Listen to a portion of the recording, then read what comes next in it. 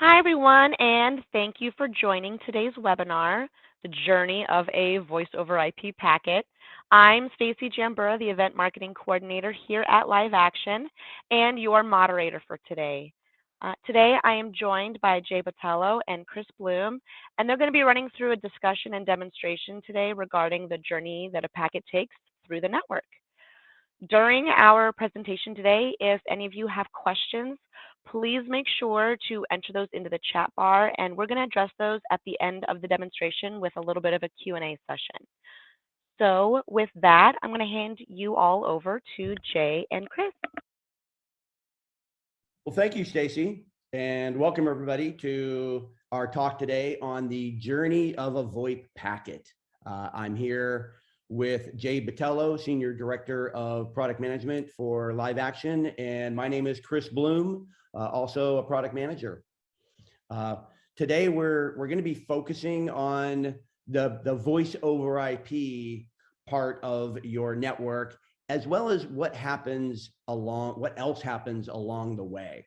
Most people think that the journey of a packet ends when they hang up the phone, but really there's a whole lot more going on there. Let's talk about the anatomy of a voice over IP call. That sounds great. It just, Chris, just to summarize where you were at on that last slide, two things come to mind. Number one, here we are, doing a Zoom call, to talk about analyzing the same kind of traffic. So we're doing what we're talking about analyzing, which is a great thing.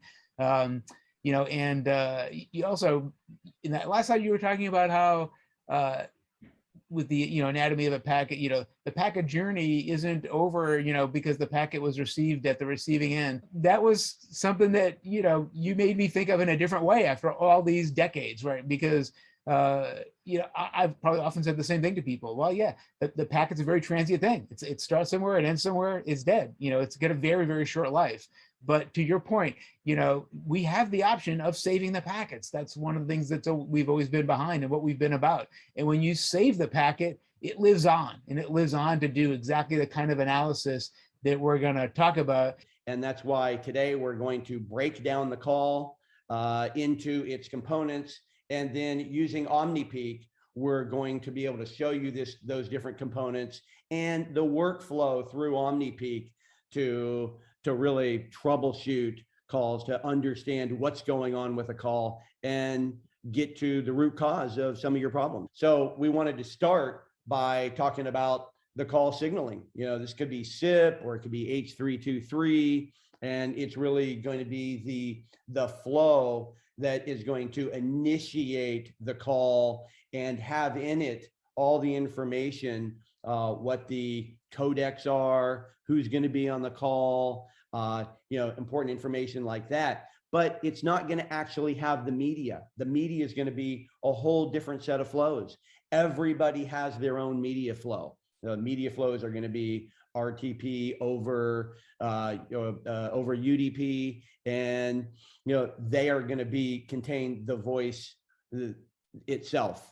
Finally, there is the packets that make up the media flow. What we're going to do now is switch over to Omnipeak and show you what some of these calls look like in Omnipeak, and how to work your way through the calls, understanding everything about them, and getting to root cause. So Jay, here we are, one of my favorite trace files, the VoIP summary trace file, and it's got lots of different calls in it. And we're going to look at call number 10.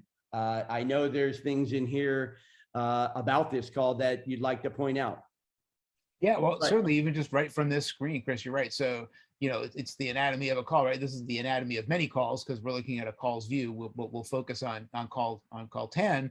And a couple of things that, and we'll see this even more as we dig in. But looking at this, you see number one, under call number in the upper panel, this call 10, but it's listed 3 times because, as you pointed out in the slides, right, a VoIP flow isn't necessarily a single flow. It's often multiple flows. It's the signaling flow, and it's probably many media flows, right? There could be some It could be like on Zoom, there's video and audio. It could be there's multiple audio connections on the call. So lots of reasons to have multiple members and multiple flows to that call. And then as we get down to the bottom panel, this begins to show more of that anatomy of the call, right? To dig into the call, where we see, a whole number of metrics around that call, right? The number, the flow IDs, et cetera, the different call addresses that are in there, the gatekeeper that it goes through, the things like R factor and MOS toward the bottom of the panel there, which are indications of the quality of the call. Whether there's packet loss, the jitter on the call. There's a lot of information to dig into about the call, just listed in this one panel, and we can get and do get far more detailed from here. Is there anything that sticks out to you about the media in this call, Jay? Well, the only thing that I would say is that there's the 3 different flows for call 10, and if you look over 6 columns or so in the Dscp column, you see there's usually typically default, but for the third of the 3 in call 10, we have expedited forwarding, which is an indication, right, that QoS has been set, and that we're doing the right thing there, right? We're trying to expedite that flow. We probably bumped up the QoS setting to try and make sure that there's a decent high quality on that leg of the call. But if I go to the event summary for this RTP view or the media view, you can see there are lots of different expert events that Omnipeak will generate. And one of those could be RTP not marked for QoS. So even though the packets that we were looking at a moment ago did have the expedited forwarding bit set in Dscp, there are clearly others that aren't, as well as the many different other kinds of expert events that will get generated. There's over 200 different expert events in Omnipeak. It's subtle, but it's really important, right? All you did was click on the RTP not marked for QoS, and maybe everyone noticed and maybe they didn't, but what that immediately did was in the panel above, it highlighted in that lighter blue every flow that has at least some packets that aren't marked for QoS. Not only is having the analysis in the bottom panel great, but it shows you exactly where it's happened in the upper panel. Now in that case, it's almost everywhere. So maybe not as helpful as always, but it also tells you that you've probably got some issues about setting QoS across your network in general. But some of the others where maybe there aren't as many reports of it, you'll see exactly which calls you want to go focus on.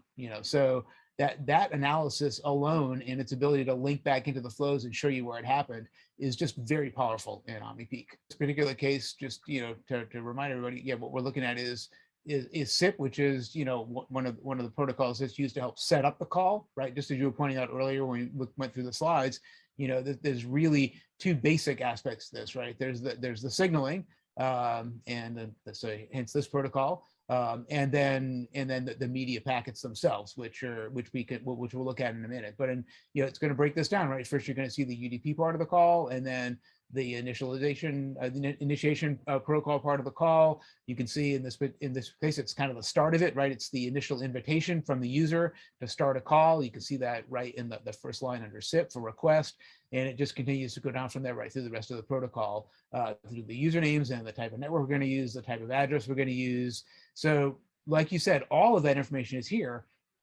Not everyone's comfortable with this anymore, which is why we tend to summarize this back in those other tables. But it's useful to know that this is here and to become a little more familiar with it, because there's going to be times when you need to troubleshoot, when you might need to look into the call down into the packet at this level of detail. And right click and then select the voice and video flow visualizer. Anything else you'd want to point out about the flow ladder, Jay? Now, what I always like about this view more than any is just because the difference in the black arrows, right, and then the green and the blue graphs make it very clear to me when I look at it what's signaling and what's media. So it's very clear. And if it's signaling, it's a black line, and it's gonna summarize for you above the line, just like you were pointing out, what that particular packet or set of packets is doing. In the case of signaling, those are typically individual packets.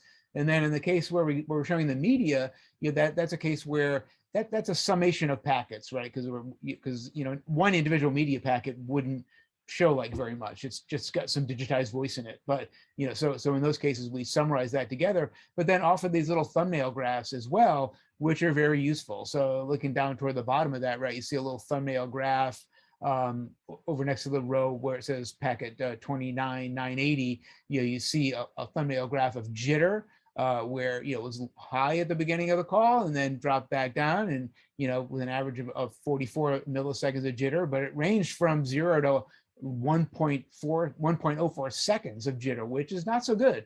And then the same thing for the green one, the R factor, that's the quality of the call. And you see that increasing over time. And that makes sense. My quality is increasing because my jitter decreased. So you get a nice summation of things right here in this little graph. And again, this is all coming from that last thing we were just looking at, a very detailed packet, which might be hard to understand. We've summarized all that for you in this view so that you typically don't need to get down to the level of that packet if it's not absolutely necessary.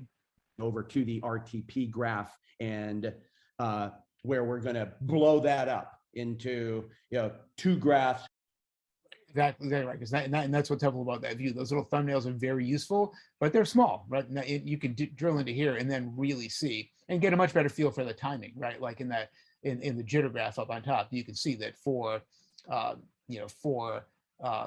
4, the one that's 4D5, etc. That jitter, it was really for the most part fine until you hit about 40 seconds into the call, 45 seconds or whatever, and then something very bad happened there. And this is the great thing about being able to have packets, right? Maybe you can't tell from this graph, but oftentimes that happened because of other activity on the network, and having all the packets allows you to kind of back out of this view, right, and go back in time and see what was happening on the network in general at that point in time. And you may see other things that happened on the network, like a large file transfer or something, that all of a sudden, got in the way and caused this jitter to go, basically out of control. To pull it all together, you can see here in this call that we've been looking at that there is a gatekeeper address.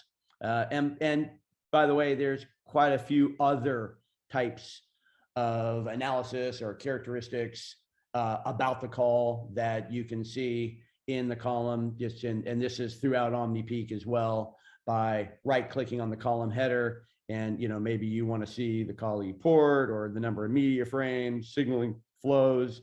You can add those to your column and customize it, and of course it'll remember those going forward.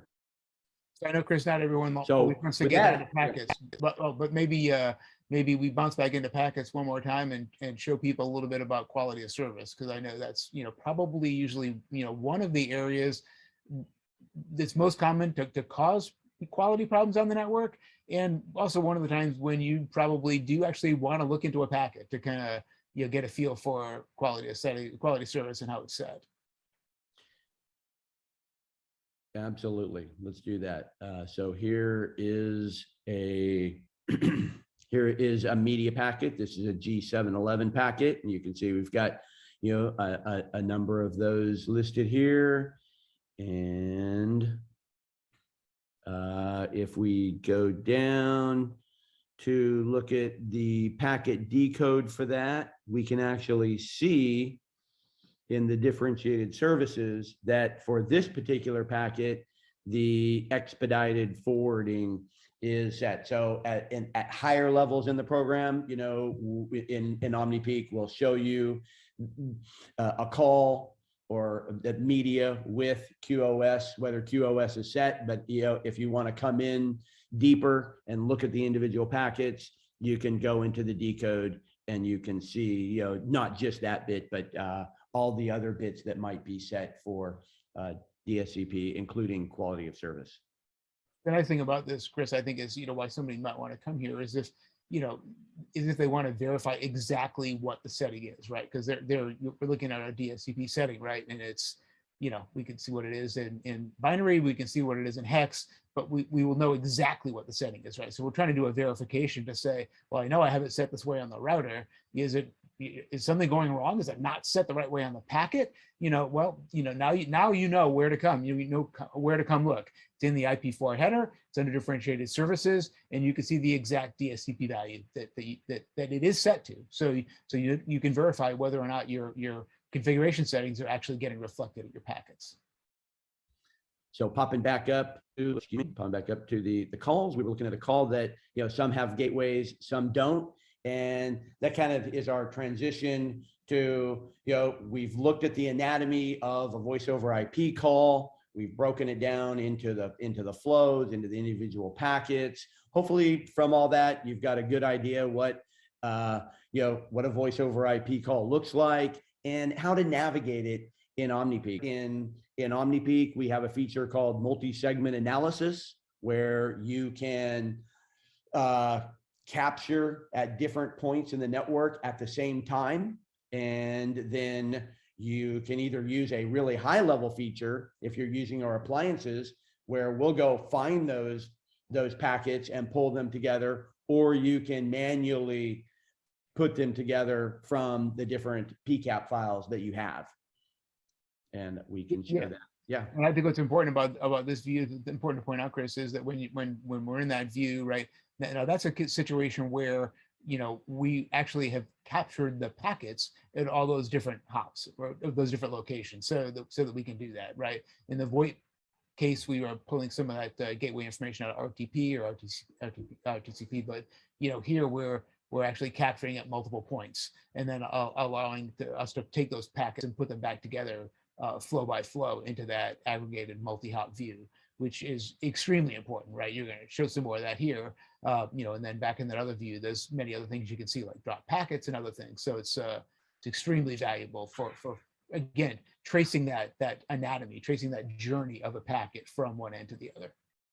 That first picture is just a high level diagram, just showing you what the overall numbers are. But then we go to the ladder diagram, and now we're showing you every packet. And this is really where, we're talking about the journey of a packet across each segment and the amount of time it's taking that packet to get from segment to segment.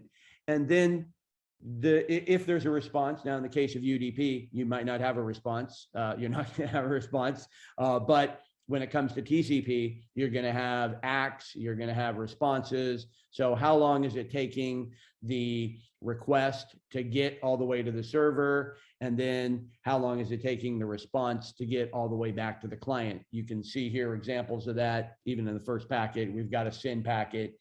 There's its journey across the network, and then the SYN-ACK all the way back.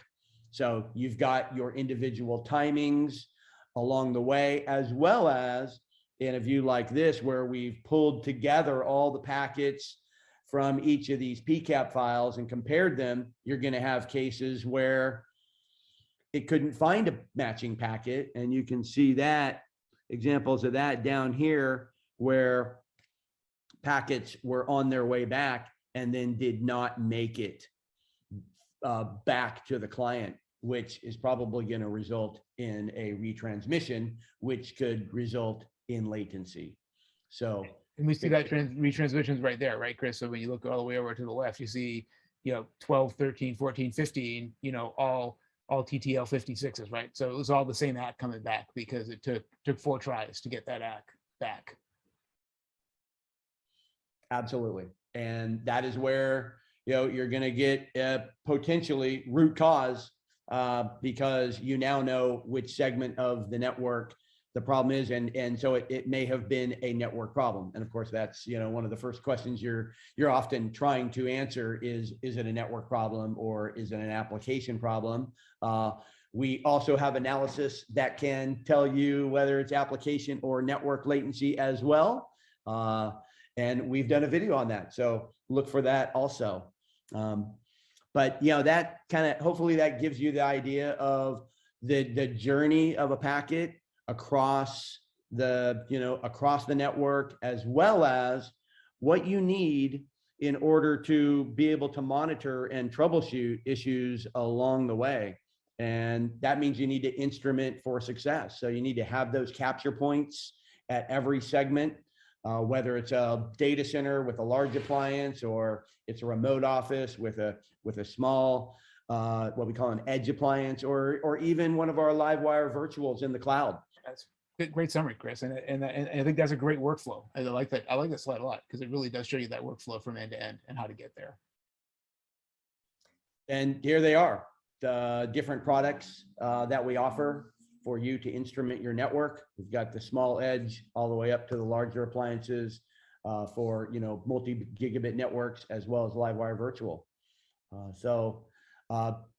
Thank you, Jay, for joining and going through the journey of a packet with us today. Thank you, Chris. My pleasure.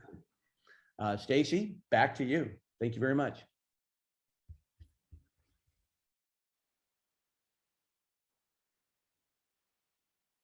Thanks, Jay and Chris. So we had some questions that came through from the audience today that I want to make sure we address. The first one was, how impactful is the normal packet loss from a Wi-Fi sniffer capture to call analyses and expert info analyses? You want to take that one, Chris? Please do. You are the wireless expert. I'll start. You can chime in. Yeah, it's a great question. As we're looking through and seeing what was coming through on chat, I think that was, somebody was really thinking ahead on that question. It certainly does make it more difficult, right? When you're trying to analyze these kind of call metrics, especially on the Wi-Fi portion of the call. Fortunately, that's only the first couple hundred feet of the journey of that packet, but it's probably the most critical 100 or 200 feet. I think the only thing that I can say is, this is one of those areas when it's particularly important to be aware of where your capture point is, right? So, if you're really trying to analyze a call, and hopefully you're able to do it, at the same time, but to recreate the situation, you definitely want to capture as close to the caller or the person on the phone as possible, so that you're recreating that environment as much as possible, right? Maybe there are legitimately drop packets on that wireless network, and you want to experience it in the same way that user does. So you really do need to be capturing the packets right there. If you're capturing the packets back at the closer to the access point, more likely to misrepresent to some degree, what the quality of that call might have been for the end user. You can certainly still look at retries from the AP and that kind of thing, and retransmissions, and that'll tell you whether or not the packets are getting through. But it's definitely, number one, trickier on the wireless network, and number two, far more important that you be right at the point where you want to assess the quality of that call. And Chris, anything to add? Just the couple more things. One, roaming could come into play if you're switching channels during your call and you're moving around. Well, you might not capture those packets if you are on a particular channel. So in that case, you might need the multiple dongle each on a different channel solution that is supported by Omnipeak. And one other thing might be, depending on whether you're doing, in or AC or AX, you may or may not be able to capture those data packets. So you might be limited to doing your troubleshooting using the management packets on the wireless segment. Very good. Great. Another question we had was, what codecs do Omnipeak, LiveWire, what does that support? That's a good question. It's pretty specific. Jay, I think we have all the codecs listed on the website. I mean, we can certainly say we support the majority, if not all, of the most popular codecs. And so what is it? Then it gets to, what does it mean to support a codec or not? We certainly support RTP, and all the codecs are going to be over RTP. But then maybe there's certain particular codecs over RTP that we don't have analysis for. And what that means is we may not be able to provide the jitter for that. Are there going to be any other metrics we may or may not be able to provide, Jay, if we don't, quote unquote, support the codec? It can also affect the calculation for the call quality stuff like R factor and MOS. If you don't know the codec, because you really need to know the bit encoding underneath to be able to do some of those calculations. But I think the way you started answering the question, I think is, kind of the correct thing, right? It's too long of a list to say which ones do we support. We do list that on, in the documentation and on the website. But I would answer by saying, I don't think we've ever come across, a customer saying, oh, you're not supporting, this codec on my network, which is causing me problems. I mean, pretty every common codec is supported. So it's, from that perspective, I think certainly well covered. And if somebody would uncover something we weren't supporting, that might be a different story. The one place where I would say this, it's probably a bit more limited, is we do also offer a call playback feature as part of our voice analysis. So from the packets themselves, you could, replay the packets at the original speed that they came through, and hear the quality of the call, because maybe it's not really clear what, how much effect that jitter really had, or how bad was that mean opinion score. Now, when it comes to playback, it is a little more limited, because then we absolutely have to have a license for that codec to be able to play it back through the Windows Media Player or whatever. So it is a little more limited in that case. We had one more real quick question. How long can you retain packets for analysis? Well, let me see. I'm sure Chris has something to say about this one too.